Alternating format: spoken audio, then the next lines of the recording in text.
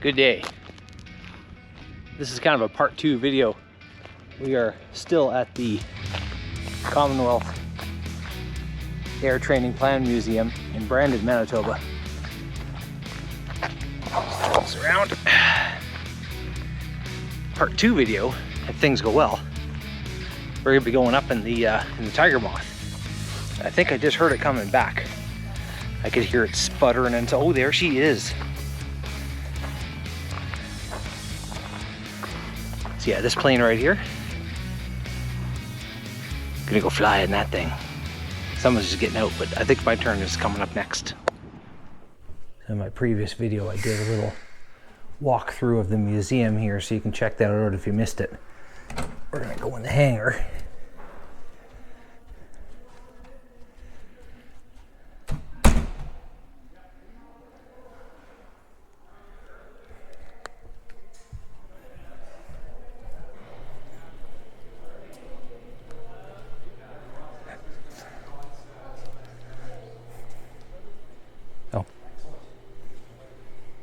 Oh, hello. Once we be ready, you can come. Okay, perfect. I'll be right there. Gotta go. I believe so. Have fun, man. It's great. Good. Time to go get the flight going. So this is our Tiger Moth in our collection. It's a 1942 Tiger Moth made by de Havilland, Canada, just outside of Downsview, Ontario. We got 2 Tiger Moths in the collection. I don't know if you've had a chance to wander through. I did. I went through the museum earlier and kind of saw a bunch of it, and you got a couple back right in there, don't we? Yeah. So that's our that's the 1938 Tiger Moth when you first walk in the museum. Okay. And that's what we call a British moth, or an A model Tiger Moth.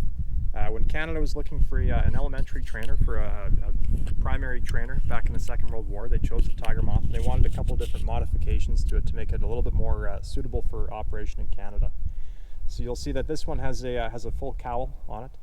Yep. Sorry, like a canopy on Yep. it, whereas the other one's an open cockpit. That's to try and keep you warm in the wintertime. I really don't think it would do much, but that was the thought behind it. An attempt was made. Yeah, that sure was. The British Moth, if you take a look at the tail, has a tail skid. This one has a tail wheel. The other one's got just a piece of steel underneath the tail, and it drags along the ground. It's meant for grass runways. Right. This one, Canada wanted a wheel to operate off of hard surface runways. Right. This has brakes as well, whereas the other Tiger Moth doesn't have brakes. So I wondered that when I read the sign. Like, did they not expect to stop when they got back, or? You pull the stick back and you bury the tail skid in the grass, and it just just drag yourself to a stop. like dropping an anchor. Yeah, it brings you to a stop pretty quick. Yeah.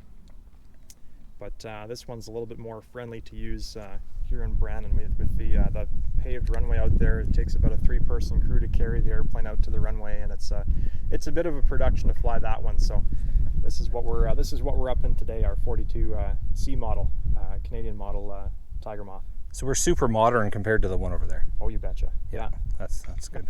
This aircraft has a couple modifications to it that make it operable in the 21st century. Okay. Really the late 20th century, but Probably a radio is one of them. we got a radio, electric start. Oh wow! The other one you'd have to hand prop it. You're off the hook, Ange. You don't have to go and start us. No hand starting it. Yeah, we got an electric start. We got a radio. I have an intercom to talk back and forth on, so it's been modernized a little bit, but It's still a very original aircraft. Yeah. Huh. Yeah. Yeah, a lot of time we get asked if it's if it's a reproduction or if anything like that, but it's built in 1942, and this is the real deal here. Yeah. Wow. You can help yourself up on the black walkways. Okay. If you need a hand, the 2 black struts up there are fine to grab on. Okay. Yes. Yeah. Okay. Oh, I elbowed the thing already. That's all good. So being a trainer, you have an instructor and a student. Yes. Just how the balance of this airplane is, when you're flying by yourself, you have to fly from the rear seat. You have to have a little bit of weight aft. Yes. So a student who's flying by himself is sitting in the back seat, and the instructor would sit in the front seat here. Right. So everything is dual control. So if I move the stick in the back, your stick up front moves as well. So everything that you have up front, I have in the back. Okay. It's a full dual control trainer. So as we're flying the airplane, the stick between your legs, that's our primary control. That's the elevator and the ailerons. So that's going to be moving all over the place. Yeah. Down by your feet there, they're kind of off to the sides like this right now. Yep. But that's our rudder pedals. So that's down by the feet, and that's going to control the yawing action of Okay. the aircraft. On the left side here, we have a throttle, pretty conventional, and then we have a brake handle on the left side as well. Okay. So that's for the wheel brakes as we're driving the airplane along on the ground. Okay. Instrumentation wise, that's really as basic as it gets. There's no big fancy screens or GPS. You have airspeed to tell you how fast you're going through the air, turn and bank indicator, an altimeter, a compass, and then the tachometer for the engine speed. Okay. I got everything back there as well, except I have temperature and pressure, oil temperature and pressure for the engine back. Okay. And that's about it. So I have to do my best to not get in your road with the sticks and the pedals. I'll just try and stay away from everything? Well, once we're airborne, they stay fairly neutral. Okay. But yeah, as long as you're not restricting the motion of the controls at all. Right. Is Okay. pretty key. Yeah, you can see that as we talked about modernizing the airplane, we have a battery between your feet up there. Right. And then I have a little box in the back with the radio and transponder to talk to ATC with. Oh yeah, I see it down there now. Yeah. Okay. Yeah, so it's nice. It's kind of tasteful modifications. They're out of the way. It's not like we stuck a giant iPad in the center of the screen. All right, so we're inside.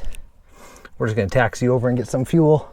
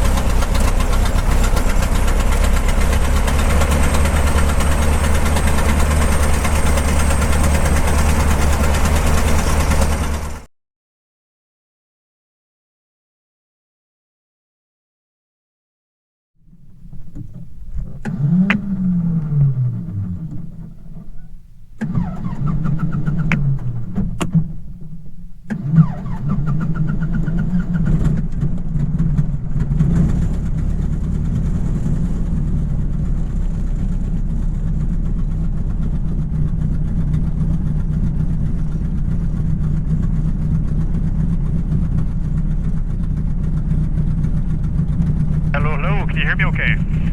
I can hear you. There we go. We got the engine running here. We're going to let it get a little bit of heat into it, and then we'll start our taxi taxiway Bravo for runway 26. Brandon Radio, it's Moth, Charlie Fox, Charlie Oscar Foxtrot. Starting the taxi Bravo 26 to be northwest bound.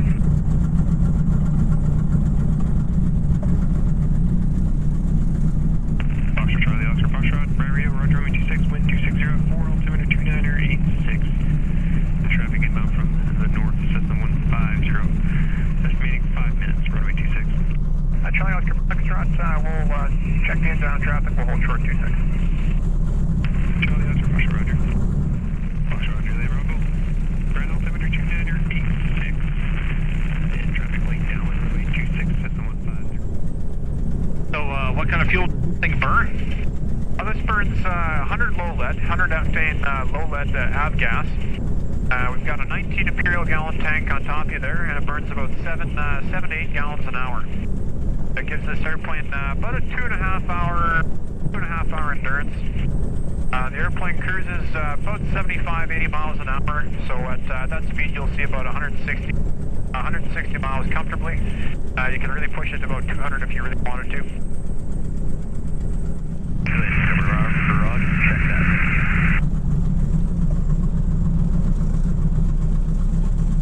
And Brandon Radio, Moth, Charlie Oscar Foxtrot on the roll, 260, register now. Charlie Oscar Foxtrot, roger. And here we go.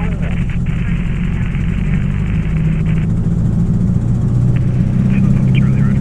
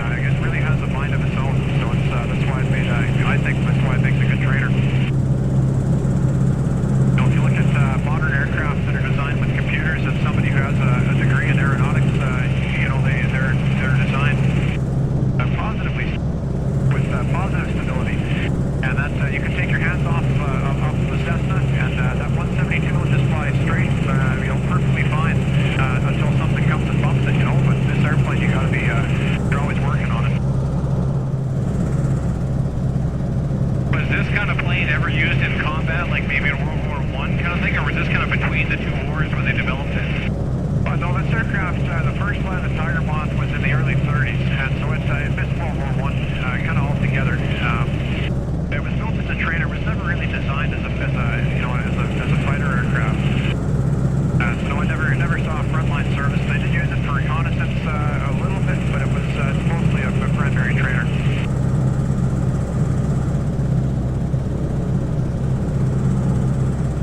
Our Harvard, we do rides in that as well, and the Harvard's kind of the next step if you're going to go fly fighters one day. You go to you learn on this, the Tiger Moth or our Fleet Finch, and then you move on to something like the Harvard, and then you progress on to your frontline school. You go fly a Spitfire or a Mustang or something like that.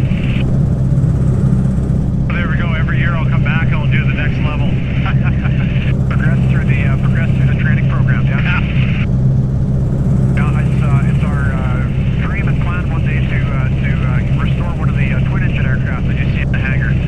We'd love to have an Aberranson or a crane or something like that flying, and so you can almost do the whole program. Go learn on something like this, and then go fly the Harvard, and then go fly one of the twins if you're going to go the bomber route. And yeah, you sure need to have one of those flying.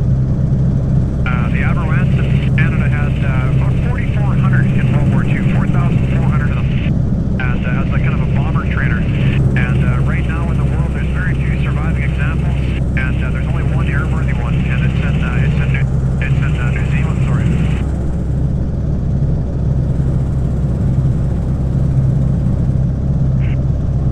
Yeah, Brent Radio, Charlie Oscar Foxtrot 5 Northwest 2500.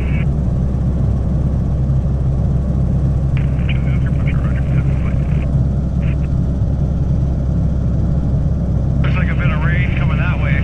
Yeah, well, that's why I wanted to fly kind of towards it to see how far it was.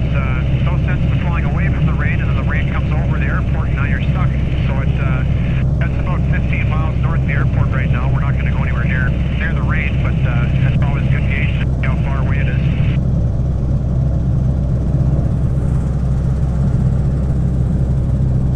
Now, this is definitely a totally different feel from like a commercial aircraft now. Like you're just out in the air. You sure are. Yeah, we got a lot of nervous flyers that come that are picturing a big jumbo jet or something, and you're really in touch with it. Everything's right here. And you're out in the open. You can't beat the view with this big canopy. You're not stuck in a tube somewhere. Not gonna lie, it is a little bit nerve-wracking up here for the first time. Sure. It's a totally different experience. A lot of people haven't been up in a small airplane before. And, all these little bumps and stuff that we feel. I like to use the analogy of a rowboat and a cruise ship. A cruise ship being your airliner, it's not going to be affected by those small little waves and stuff. You're not going to feel it. But our little rowboat here, well, yeah, every little air current that we hit, we're gonna feel it a lot more. A neat piece of high-tech equipment this airplane has out. If you look out at the left wing, have our wind-driven airspeed indicator out there. It's on the forward strut, and you can see it's indicating about 75 miles an hour right there, and that's fairly accurate to the one I have back here.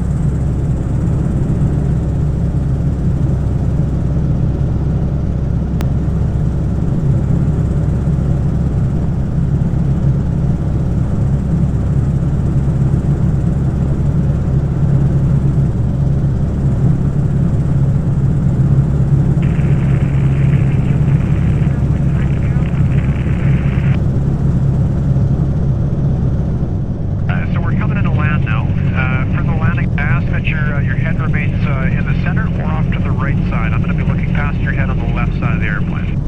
Okay.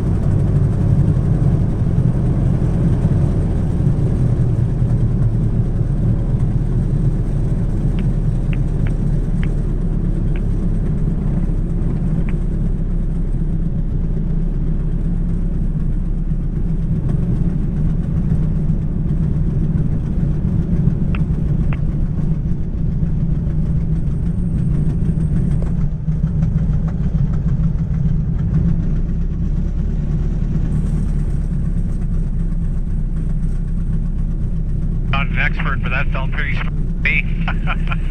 Well, thank you.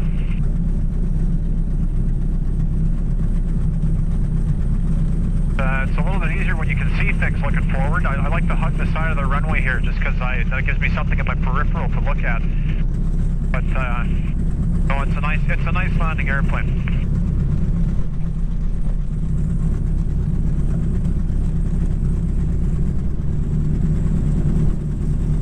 And Brent Radio, Charlie Oscar Foxtrot, down and clear on Alpha for the museum.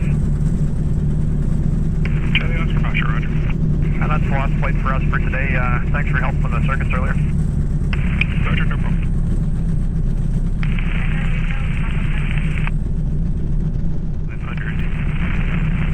Scattered 6,800.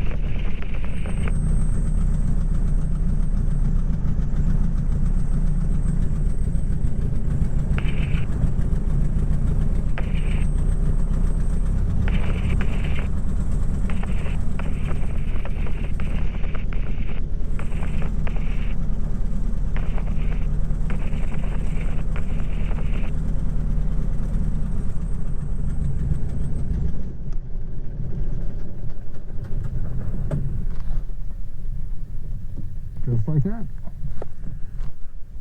You know, you're putting wear and tear on it. It's expensive to maintain and run. Right. But the you know, our president, I think he put it best. You don't go to a zoo to see a stuffed lion. You go to a zoo to see a lion roar. And really, that's kind of our mission is keeping these airplanes flying and airworthy, and you know, keeping them flying. Yeah. Yeah, because this is how you preserve history. Yeah. Yeah, you actually get to see it in action, right? Yeah. Yeah. Well, you got firsthand viewing too of us coming back in and taking off. That was really neat. Yeah. But yeah, to be in that thing, that is different. It's different, you know. It's certainly an experience that you know, not many people get. Yeah. No, but I could see what you're saying about this is the thing you want to learn on, because it's so finicky, and you feel every little movement. Yeah.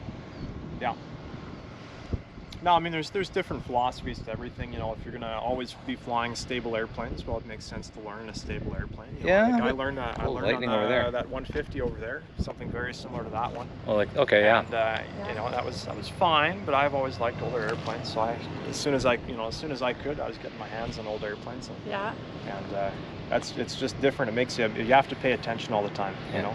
Was there any different training you had to do to fly this thing, or is it just as long as you have a pilot's license, you're good to go? Well, the legal answer, as long as you have a pilot's license, you're qualified to fly anything small with a single engine. Okay. But you know, they're totally different airplanes. Yeah. You know, this required a lot of kind of special training to fly it. It's not impossible to get into, but you know, I had a lot of tailwheel time previous to this in Cubs and other airplanes. And you know, we went through the museum does a really good job with their checkouts. You know, I was working on where'd he go? Cam Peters, the other gentleman floating around in a flight suit here. He's one of our new pilots, and we're going through. We've probably done 6 or 7 hours together. Okay. Learning this specific airplane for him to one day do rides with. So, yeah, no, it can be a lengthy checkout process, but it's you know, safety is important. Oh yeah, yeah, no. You appreciate that a lot more once you're up there and you're feeling it all. It's like, wow, it's like this is just all the illusions of safety net are gone. Like, you know, like when you're sitting on a commercial plane, you're watching like you're on your phone, or you know, you're worried about when they're going to bring the drinks by. You're not thinking about like, oh, there's the ground way down there. Yeah. You can't help but think about it here. You're in it. Okay, we gotta get off the tarmac because they gotta put the plane away. But yeah, the clouds are coming in. It's probably a good thing that we got back just in time. It's a good thing you got to go a bit early too, because it's just after 3 right now. Oh, so this would have been my flight time, and I would have missed it. Yeah, probably. Yeah, that was. I don't know how the footage worked out or how the audio is. I'll check it out when I edit, but that is different. It is. I don't know what I expected, but it was different. A little nerve-wracking. It's I'm glad I did it, but I don't know. Did you do it again? Would I do it again? Not for a while. Okay. I think I would think about it and come back and maybe. Well, what he said up there in the air too. He says the original plan would have been you start on the Tiger Moth, and then you move on to the other two. So he says, well, you got to come back and now go through the whole plan and go through the whole training. So I said, okay, well, I'll do that maybe next year. So. Okay. Not now. I think I've had enough. Enough 84-year-old fabric plane flying for today. I'll go and collect my thoughts. But I guess I'll end the video there. So. Oh yeah, I guess we gotta go. Okay. So. Check out the museum. It's in Brandon, Manitoba. Thanks for watching. Hit like, subscribe. We'll see you. Bye.